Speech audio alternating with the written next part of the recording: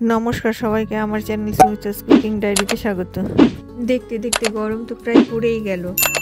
বাজারে কাঁচা আমও উঠে গেছে। চলুন আর সেই আম দিয়ে খুব সহজেই দারুণ টেস্টি আমের চাটনি বানাই। কথা বলতে বলতে আমি 250 গ্রাম কাঁচা আম ছোট ছোট টুকরো করে কেটে ভালো করে ধুয়ে নিয়েছি।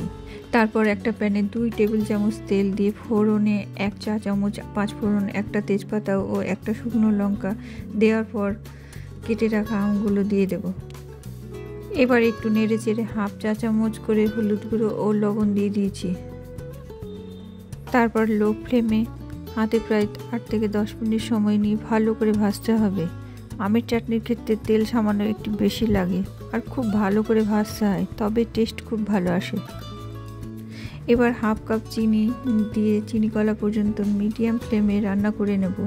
আমি এখানে 250 গ্রাম আমের জন্য 1/2 কাপ চিনি ব্যবহার করেছি। এতে চাটনির মিষ্টত্ব একদম ঠিকঠাক হয়েছিল, তবে আম যদি আরও বেশি টক থাকে তাহলে প্রয়োজন মতো চিনির পরিমাণ বাড়িয়ে নেবেন।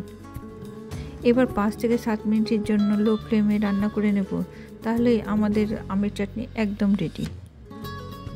শেষে আপনারা ভাজা মশলার ব্যবহার করতে পারেন, কিন্তু আমি এখানে ব্যবহার করিনি। এরপর 10 থেকে 15 মিনিট ঠান্ডা হওয়ার জন্য রেখে দিয়ে তারপর সার্ভ করুন।